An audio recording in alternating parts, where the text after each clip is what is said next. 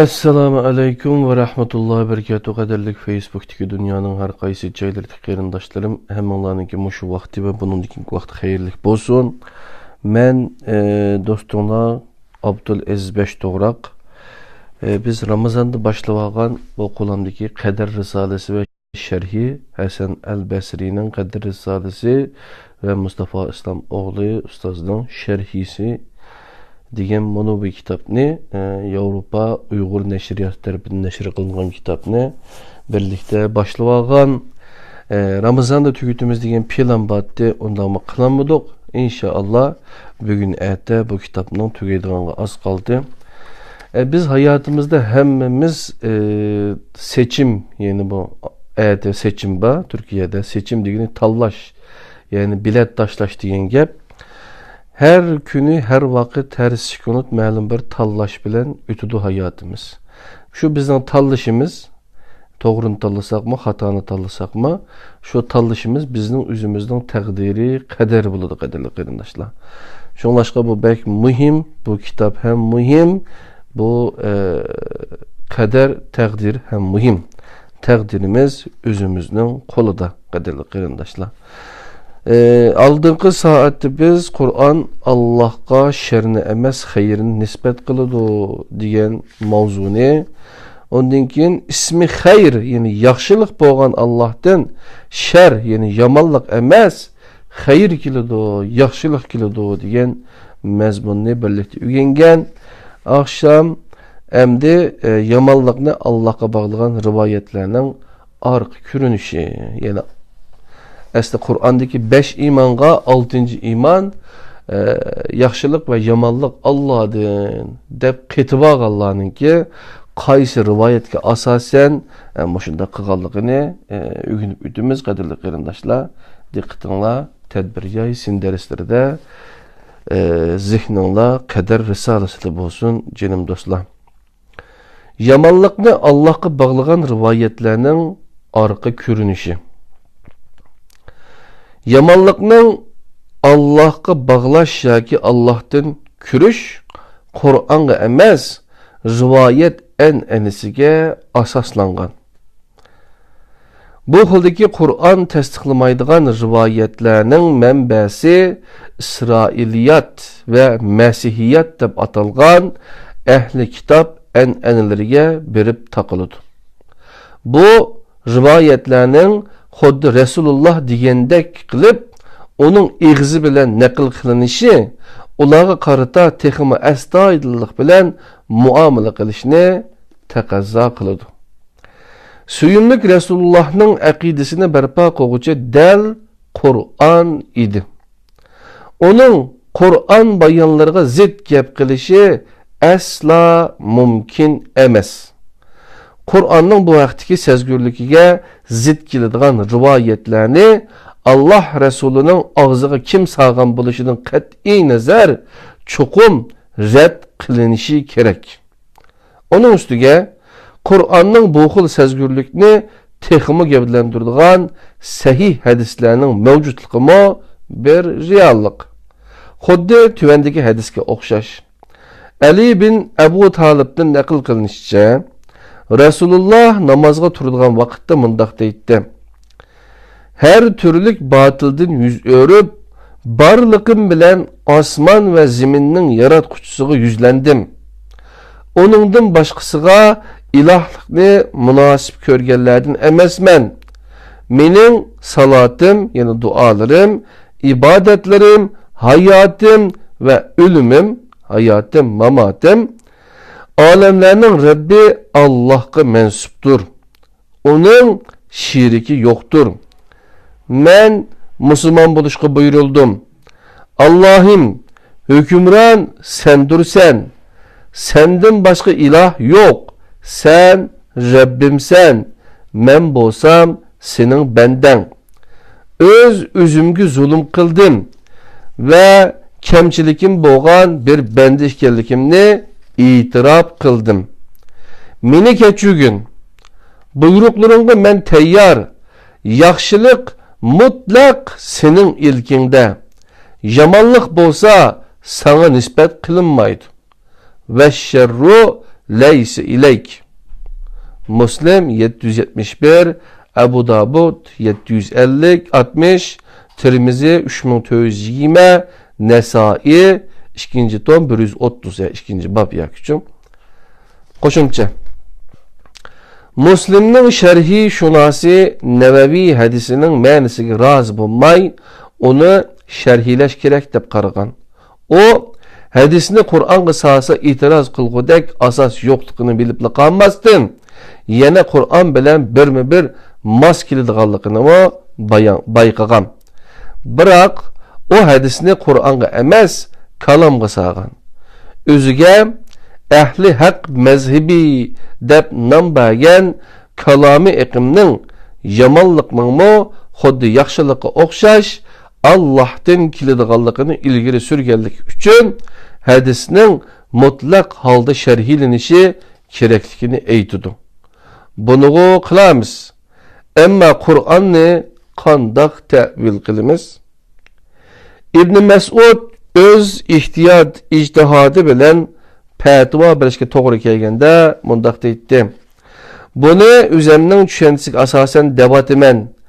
Agar to'g'ri bo'lsa bu Allohdandir, xato bo'lib qolsa bu mendan va shaytondandir. Bunga o'xshash Hazreti Ömerning huzuridagi kotib Ömerning bir ko'z qarashini yezib bo'lgandan keyin ostiga ilova qilib, bu Allohning Ömerga ko'rsatgan yo'l yo'riqidir deb qo'shib qo'ydi. Buningga shohid bo'lgan Hazreti Ömer derhal e'tiroz qilib, mazkur jumlani bu Ömerning ko'z qarashidir deb o'zgartgan. O ko'z qarashi xato bo'lib qolsa, xatolikning Allohga nisbat qilinish xatiriga diqqat qilgan. Mana bu Qur'on tarbiyalagan sahobaning bu haqdagi sezgurligining yana bir misalidir. Uzun gapning qisqasi, birinchi, xayr Allohning Qur'onda tilga ilingan asmoi husnasidir. Güzel isimlaridandir. Shar Allohning ismi emas, sifati emas.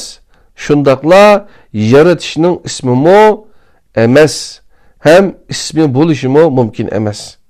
Yomonlik shaylarning o'zida mavjud emas bo'lib, u shaylarning yaratilish maqsadiga zid ravishda ishlatilganlikdan borliqqa keladi. Yaratilish maqsadi bo'yicha ishlatilgan har qanday shayning mavjudligi xayrdir.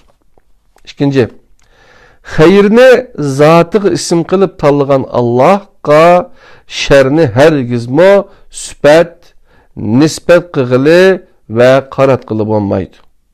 Üçüncü, Allah Allah'çı ayette xayrni emir qiladi. Ama hiçbir yerde şerni emir qilmaydi. Allah kitabında xayrga chaqiradi. Al-İmran 104. ayet. Biroq şerga chaqirmaydi. Qur'onda bi yedikel xayr, yani yaxshilik sendandir deb ayet var. Al-İmran 26. ayet. Lekin bi yedike şer, yamanlık sendin deb bir mi ayet yok. Halbuki yaxshilik sendanindir degan ayette Allah'ның xaligini faqat aziz qildiganligila emas, xor qiladiganligi ifodalangan. Velhasılı kelam, kişi Allah tarafidan qabul qilinadigan bir iymanga erishmoqchi bo'lsa, iymonni Qur'onga silib beqishi lozim. İman meselesida albatta Allah'ның kitobining ma'qulligini elishi kerak. Endi Qadar risolasininki tekstidan bir paragrafni o'qiymiz, tarjimasini arabchada ko'rmoqchi bo'lgan qarindoshlar bu kitobdan yoki PDFdan ko'rib olsanglar bo'ladi. Asli nusxasini ko'raman deganlar nimaga berib Sulaymoniya kutubxonasiga berib shahadin ko'rsanglar bo'ladi, jinim do'stlar. Ular yana Allohning shu so'zini munozara temiz qilishidi. Allah kimni hidayet qilmoqchi bo'lsa, onun köksünü İslam üçün açıdı. Yani onun kalbini imanı kengaytip berdi. Allah kimni azdırmakçı bolsa, onun köksünü şuncha taraytып etdi ki, iman eytiş onunga goya asmanga chiqishdanmi qiyin tuyuladi. İman etmaganlarni Allah moshundaq azaplaydi. En'am 125. ayet. Ularning aytishicha, Allah kafirga moshundaq qiladi. Andan keyin uni yana hisobga tortadi. Lekin bu to'g'ri emas. Allah kitobida tilga olgan echish, shar va taraytish deyq kelimeleri ilahi yol başlamçılıkka teşvik qilish ve Allah'ın emir fermanlarına kulak salmay itaatsizlik qilishni qamchilash ve onundan yan duruş üçündür. Allah bu sözünü üzünün rahmetinden ümit üzdürüş ve ularga günahının yollarını asallaştırıp biriş üçün eytqini yok. Ular cehaleti tüpeyli bu ayetni mundaq şerhiledi. Cenab-ı Allah bazı bendelerinin köksünü salih emel kılmagan bolsumu İslamga açkan. Bazı bendelerinin küfri, pasıklık ve zalalet içinde bolsumu, bolmusumu ularının köksünü taraytıp kaymukturgan bulup ularga taat ibadetten ibaret mesuliyetini ada kılışta birer çıkış yolu yok. Ular cehennemde ebedi kılışkı mehkumdur. Ey müminlerin emri, bu undaq emas. Ehval bu nadan ve hatalaşkan kişiler dava qilgandek mu emas. Bendelerge bundaq qilishdan pak, munazzah bo'lgan Rabbimiz nihayet mehri şefqatlik ve intayin adil hem de ulug' kerem igisidir. O sözüde Allah hiç kimni taqat yetmeydigan ishga taklif qilmaydi. Kişinin qilgan yaxshilig'ining savobi o'zigidir, yomonligining jazosi mo o'zigidir. Baqara surasi 286 ayet. Degan tursa, qandoq bo'lib bu kishilar degandek qilsin? Allah inson ko'radigan, ko'rolmaydigan barliq iradelik mavjudotlarni o'ziga bandilik qilsin, ibodat qilsin deb yaratgan. Allah bandalarga qilishga taklif qilingandan necha hassa ko'prakini qila oladigan anglash, ko'rish, o'ylash va his qilish qobiliyatini ato qilgan. Ondaq bo'lgan ekan, ulardan kimiki onun emir fermanlarına itaat qilsa, buyurganlarını beca keltirse, çektigenlerden yiroq turish imkoniyati bo'lgan her qandaq kişinin köksünü Allah mukafat süpütüde İslamga açıdı. Bu dünyadaki vaqtida yaxshi ishlarni onunga asallaştırdı. Buyurulgan barliq ilahi emir ve haramlarni sadir qilishga kuchi yetadigan biri bo'lgan taqdirdami kufr, fisq fujur ve günah ma'siyat qilishni jazolash tehdidi orqali qiyinlashtirdi.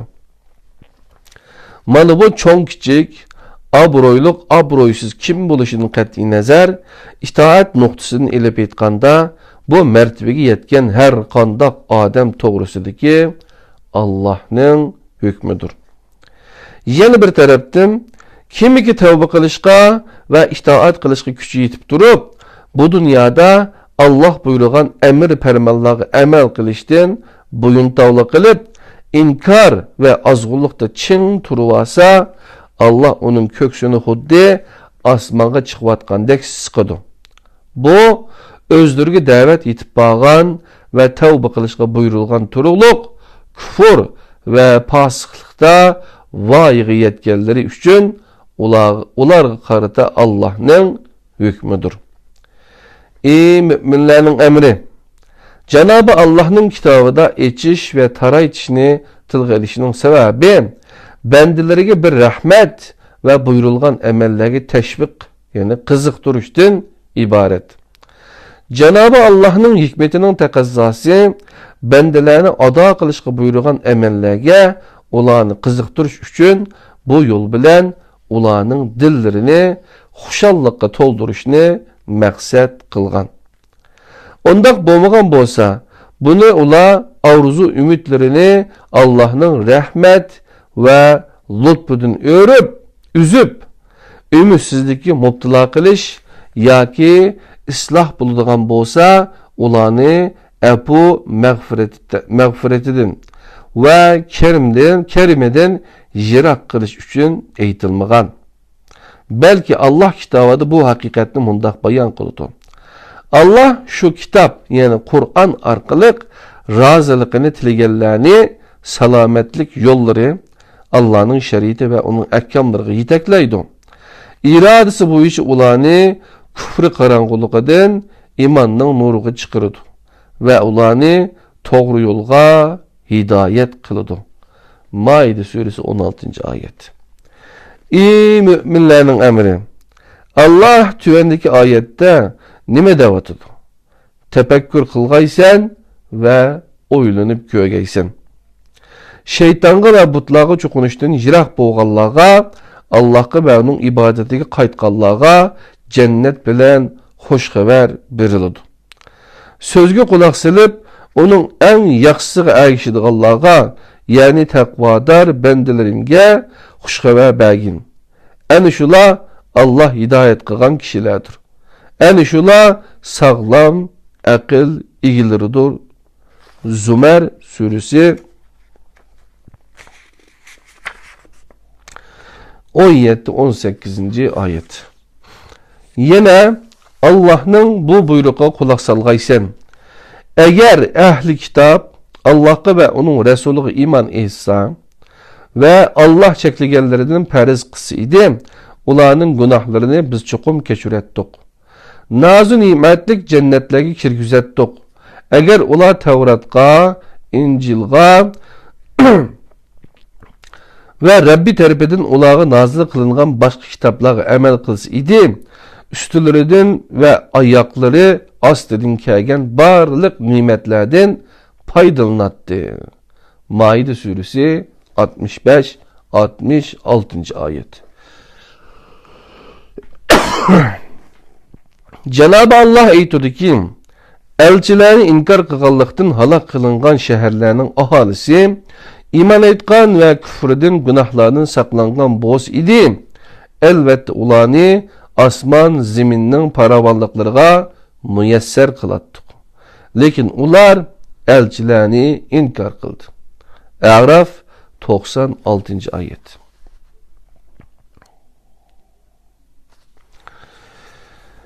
Endi küçük mezmun, bunu şerhlep ötüdü Ustaz Mustafa İslamoğlu.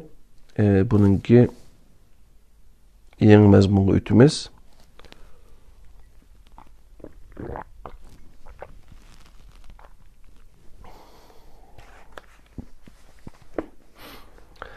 Allah bendilerine emir ve nehiye emel kılış güç ata kılgan. İmam El-Basri Emevi qadarchileri suiistemal qilgan yeni bir ayetga kişinin dikkat nazarini ağdığan. Bu yerdimi suiistemalning ostida parchaga esilish tushunchasi yatmoqda. Ayetga yulib al chapla mantiqsi bilan qaragan suiistemalchilarning hiylesini bekor qilish uchun qiladigan birdan bir ish öz tushunchasiga vosita qilib olgan dalilni asli o'rniga qo'yishdir. Masalan, Allah kimni hidayet qilmoqchi bo'lsa, onun köksünü İslam üçün açıdım. Yani onun kalbini imanı kengaytib berdim. Allah kimni azdırmoqchi bo'lsa, onun köksünü şuncha taraytib etadi ki, iman aytish onunga guya asmanga chiqishdanmi qiyin tuyuladi. En'am 125. ayet. Qadarchi aql yine zihniyet ayetning bu parchasiga asosan öz nazariyasini asosga ega qilib mundaq deydi. Nima qilsang qil, hammasi bekor. Chunki Allah birovning hidoyatga erishishini xohlamasa, sen qonunchilik ajr qilsangmi, o to'g'ri yo'lga erisholmaydi. Buning aksicha bo'lgandimi, ahvol shundaq. Bundaq bo'lgan ekan, hidayet ve gumrahlık pişanesiga putilib ketgan, insonning tanlashi bu yezilib ketgan taqdirni o'zgartirmaydi. Biz bu zihniyatni bir yerdan bilimiz. Mekke müşriklerimi dal mushundaq deydi. Eğer Allah xoligan bo'lsa edi, biz shirk keltirmaydik. En'am 148 oyat. Bu tushuncha yangidan paydo bo'lgan emas. Jahiliyat aqli mana mushundaq bo'ladi. Oyatning jaholiyat müşriklerining aqliga yeşil chiroq yoqmaydiganligini bilib yetish uchun oyatdan elingan üzündünün qolgan qismini o'qib baqayli. Mana bu sebepten Allah inkarda yani küfürde çın turganlarını qattiq azapga duchor qildi. En'am 125 oyat. Qadarchi aqlning hilisi mana mushundaq oshkora bo'lib qoldi. Oyatning davomi gumroh bo'lgan kishi. Yani Allah gumroh qilganligi uchun emas, küfürde çın turganligi uchun azdi deb atadi. Oyat kim Allah'ın rehberliği kirişini tanlasa, Allah onun kalbini İslam'a etiş arkalık, onun bu tanlışını mukapatlaydı. Kimi ki Allah'ın yardımından mehrum kalsa, onun köksü tarıyordu. Akli kıskıraydı.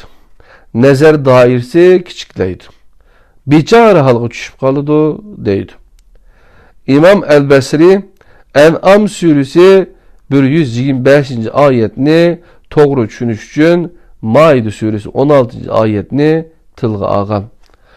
Allah şu kitap yani Kur'an orqali rozilikni tilganlarni salomatlik yo'llari, Allah'ın şeriati ve onun ahkomlariga yetaklaydi.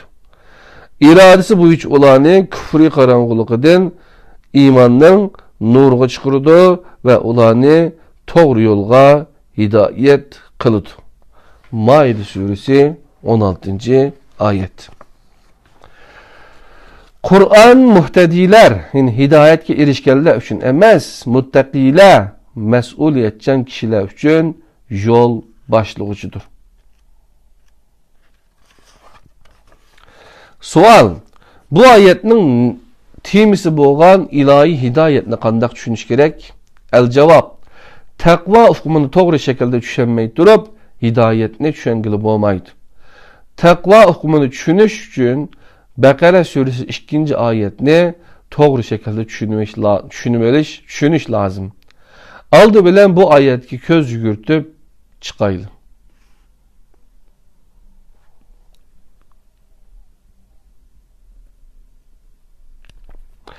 Bu kitapta yani Kur'an'da hiç şek yok. O muttaqilarga yani taqvodorlarga yetakchidir, hidayetdir. Ayetki hudel lil muttaqin yani muttaqilarga hidayetdir. İbaresi avamning zihnidagi o'xshash hidayetni taqvoning uluğu emas, belki taqvoni hidayetning uluğu yerleştirmekte. Yani hidayetke erişkenler muttaqi buludu emas. Aksice muttaqi bo'lganlar hidayet tapudu demekte. Eğer taqvanın uluda hidayet bo'lgan bo'lsa idi, o vaqti ibare mundaq bo'lish kerak edi. Taqvan lil muttahin. Yuqorida örnekleri tilga ilingan irfan aqlining taqvo aniqlamasi butunlay hidayetni taqvolikning uluğu yerleştirgen izahatdır. Bundaq bo'lganda Şuara 106. ayetiga o'xshash kafirlarga qartilgan taqvodorlardan bo'lmamsizlar. Xitoydagi taqvo o'z ma'nosini yo'qotmoqda. Birov muttaqi bo'lgan bo'lsa,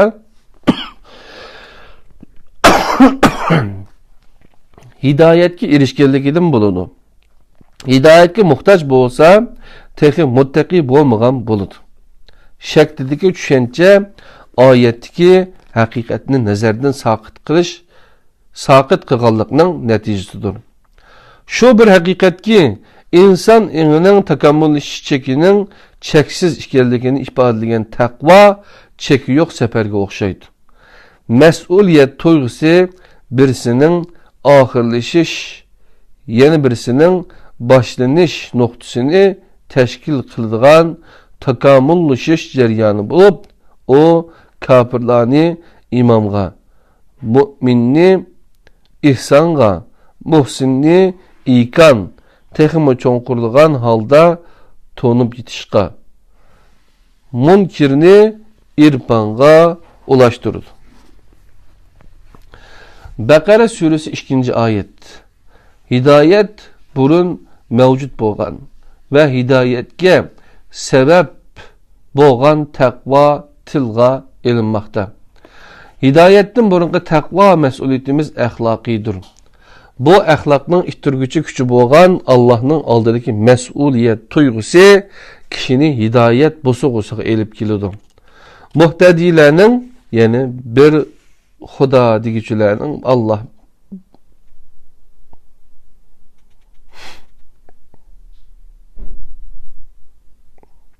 mas'uliyat tuyg'usi birisining oxirlashish, yana birisining boshlanish nuqtasini tashkil qiladigan takomillashish jarayoni bo'lib, o kafirni iymonga, mu'minni ihsonga, muhsinni ilkan, texmi cho'nqirlagan holda to'nib yetishqa, munkirni irponga ulashtirdi. Baqara surasi 2-oyatda hidoyatdan burun mavjud bo'lgan va hidoyatga sabab bo'lgan taqvo tilga ilm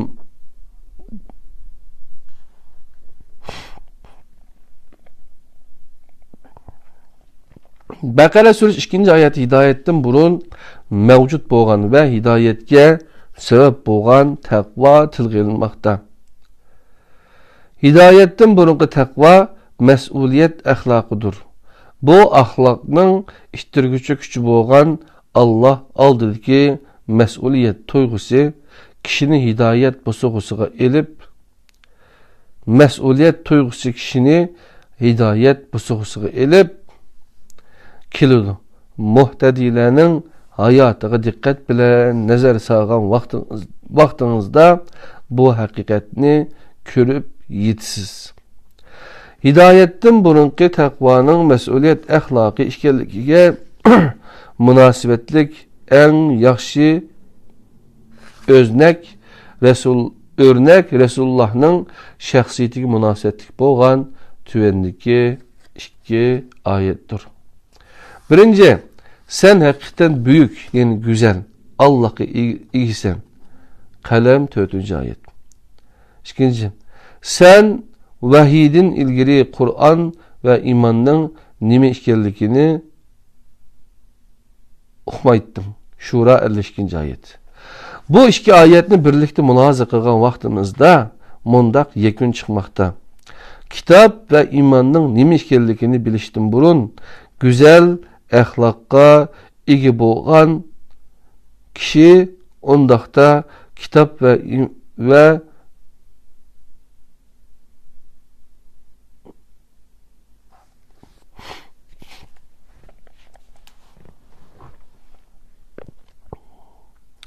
Resulullah'ın şahsiyetlik münasebetlik bo'lgan 2 ayettir. Sen hakikaten büyük, yani güzel ahlak iyisin. İkinci, sen vahidin ilgili Kur'an ve imanның nime işkellikini okumaydın.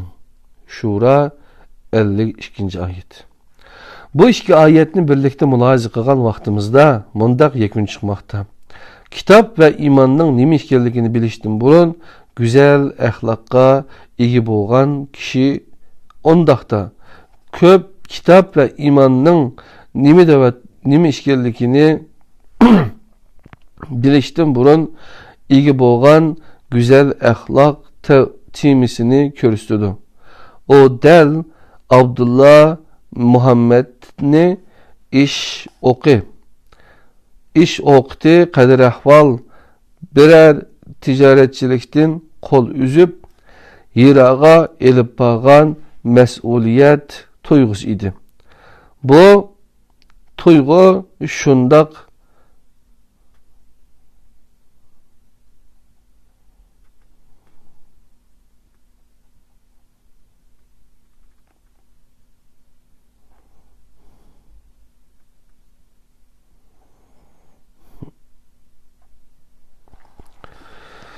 Yani Resulullah'ın şahsiyetiga münasebetlik bo'lgan tümende iki ayettir. Birinci, sen hakikaten büyük, güzel ahlakı egisan. Kalem 4. ayet.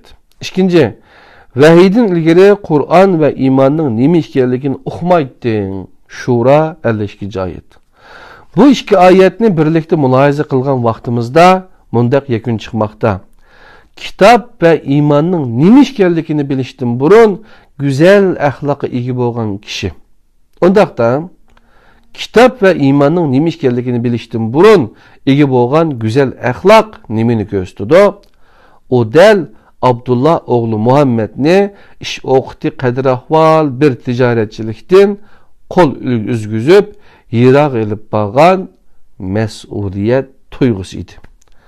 Bu tuyg'u shunday yuqori darajada his qilingan bo'lib, natijada o olamdagi rahmat Rasululloh Muhammad sallallohu alayhi ve sellem bo'lgan edi. Nima deganligini tushuntirish uchun tuvandagi bir qancha misol kifoya. Makkaning fathi qilinishi jarayonida 60 yoshda musulmon bo'lgan va uningdan keyin yana 60 yil umr ko'rgan Hazreti Hadichaning tog'asining o'g'li Rasulullohning yoshlik davridagi do'sti Hakim bin Hizam bilan Rasululloh orasida mundaq bir dialog bo'lib o'tgan. Ey Allohning Rasuli, Hakim bin Hizam mundaq degan. Ey Allohning Rasuli, jahiliyet devrida Allah uchun ibodatga vaqt chiqaratdim, sadiqa beratdim, qul ozod qilatdim va urug' tuqqanchilik munosabatiga rioya qilatdim. Meni bu amallarimga ajr bormi? Rasululloh, sen o'tmishda qilgan bu yaxshiliklar soyasida musulmon bo'lding. Buxoriy 1369, Muslim İman 123, Musned-i Ahmed yani 3 degan latince harf 3 bir yani 3. bab yoki 3. tom 434. hadis. Hakim bin Hizamning hidoyatdan burunqi mas'uliyat tuyg'usi bilan qilgan muomalasi uni hidoyat bosug'usiga elib kelgan sabab edi. Hidayettin ilgiriki takvanın ilgisini hidayet bosug'usida elib kelishga munosabatli yana bir misolga qarab baqaylik. Meşhur Arab şairi Farazdaqning bobisi Sa'a bin Naciye hem cahiliyet devrini hem İslam devrini beşidin ötküzgen bir kişi idi. Bu zat cahiliyet devrede tirik peti kümütülmekçi boğan kız bovaklarını ailesini setip bilip kutkuzup keliş bilen tonulgan meşhur kişi idi. Onun bayan kılışça o bu yol bilen 360 kızını kutkuzup kalgan. Naciye ana ismi buluşumu mümkün. Tonulgan ünvan buluşumu mümkün. Belki familesi de yer ağan ve nicatkar mənasını bildirdiğen Naciye ismi onun bu hayırlık iş sebebidin onunla birligen buluşumu mümkün. Ya ki yani Sa'anın anısı mı bu şekilde kutkuzbelingan bir hanım buluşu ve bu amil onun bu hayırlık işini kılışı da türkülük rol oynayan buluşu mümkün. Cahiliyet devrinde vicdanның nidasına kulak salgan bu cesur kişi Resulullah bilen boğan bir qatımlıq söhbetini mundaq naql qilgan. Ey Allah'ның Resulü, elçisi, ben cahiliyet mezgilinde bazı işlerini kıldım. O işler sebeplik bana bir savab ya ve ecir barmı? Tirik kimi hiç aldı turgan 360 bobak kızının hayatını kutkuzup kaldım. Her biri üçün 2 tuyak 10 aylık hamile tügübedim. Bu iş sebeplik bana bir ecir var mı deyip sordum. Resulullah sana elbette onun ecri verildi. Bana bu sebepten Allah seni İslam'a müşerref kıldı. Teberani El Mecumul Kebir 7912 Fethul Bari 5630. Resulullah insanlar metalga o'xshaydi. Jahaliyet mezgilida yaxshi bo'lgan kishi, angliq kishi bo'lgan bo'lsa, islomdimi yaxshi kishilar qatoridan bo'ladi deganda, aslida hidoyatdan ilgari ki hayotida mas'uliyatchilik bilan amal qilganlarni nazarda tutgan edi. Allohim islomni Ömer bin Xattab yoki Amir bin Hisham, yani Abu Cahil bilan aziz qilgin deb duo qilgandimi, yuqoridagi tushuncha nuqtasida turib harakat qilgan edi. Bu ahvol ostida Maide surasining 16 oyatini qandoq tushunishimiz kerakdiki oldimizda turibdi. İnsan imanni tanlaganda imanmi insonni tanlaydi. Aksi bo'lishi mumkin emas. Ya'ni inson Allohning yetakchiligi deyishga bo'ladigan hidoyatga intilishi va uni talab qilish kerak. Bundaq bo'lganda Allohmo to'g'ri yo'lga boshlashni talab qilgan kishining talabini qabul qilib, yo'lini osonlashtirib berdi. Bu vajibdirki, insonni hidoyatga ulashtiradigan narsa uning hidoyatdan burungi taqvosidir. Hidoyatdan burungi taqvosi mas'uliyat tuyg'usi bilan elib berilgan ish harakatlaridir. Meselenin negizlik noktası bo'lgan mas'uliyat eni hukmi bu noktadan elib aytganda mecburiyet, yani zorlash hukmi bilan o'xshashligi edi. Yani mas'ul bo'lgan kishi mecbur bo'lgan bo'lmaydi. Mecbur bo'lgan kishi hargizmi mas'ul bo'lmaydi. Shuning uchun la ikrahe fid din. Dinde zorlash yo'q deydi Qur'on Kerim. Dinde teklif var. İnsan Allah'ın buyruk ve çeklimeleri aldığı mahkum ve mecbur emas. Fakat mükellef ve mesuldur. Çünkü Allah insanga buyruk ve çeklimelerine boysunuş yoki boysunmaslık ihtiyarlığı erkinlikni bergen. Bu iradenin hakkı bulup mana bu insanni barcha mahlukatdan üstün qilgan amil. Mana bu sebepten El-Basri'nin bu babda ko'rsatgan eng oxirgi dalili A'raf surasining 96 oyatidir. Bu oyatning yeniga tuvandagi oyatni qo'yish kerak. Agar ular Tavratga, Injilga va Rabbi tarafidan ularga nozil qilingan kitoblarga amal qilgan bo'lsa edi, ular çokum ki üstülerinden ve ayakları astidan rızıklangan bulat. Yani asman ziminden ken rızık birilet. Ulardan bir cemaat doğru yoldur. Ularning nurgulları nimi degen yaman iş kılgıcılar ha. Maide suresi 66. ayet. Kaderli kıyırındaşlar, şunda kılıp 339. betga keldik bu kitapninki. En ahırdaki bir paragraf, 2 tane paragraf bakem, 2 tane xat, yani bunu biz 19. tedbir yaysin dersimizde birlikte ügünümüz aşında kılıp bizninki bu Kader Risalesi, yani Hasan el-Basri öz vaktideki tabiinlardan Hasan el-Basri'ninki yazgan zalim sultan öz vaktideki Umayyilerinin başlığı şulağı yazgan Kader Risalesi degan kitapninki şerhisini birlikte ügendik. Uzun gapning qisqasi bizning bunu üyengendan keyin biz Qur'oniy qadar tushunchasi paydo bo'lgan bo'lsa, taqdir mening qo'limda. Yani her kişinin taqdiri o'zining qo'lida degan gapning mushundaq bir maqol temsilninki her qanday kishi o'zining taqdirining tümürüçüdür deganga o'xshash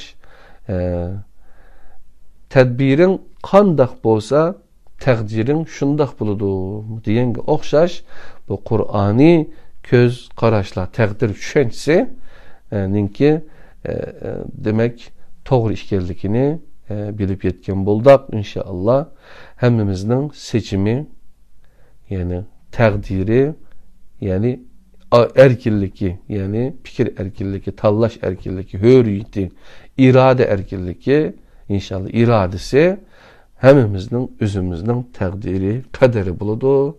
İnşallah kaderimiz nahayeti yaxşı bolğay, cennetini tallagaymiz. Hemenlarınki Hemenlağa Allah'ın salamını yetkizgenden kin onda vas bugünkü dersmişe tügüdü. Bugünkü ügünüş tedbiriye isim dersi kader sağlısındaki ügünüşümüz mişede tügüdü. 19'uncusu en ahırkı dersi görüşümüz aman bulunla Allah'ın özüge amanet. Esselamu aleyküm ve rahmetullahi ve berekatuhu.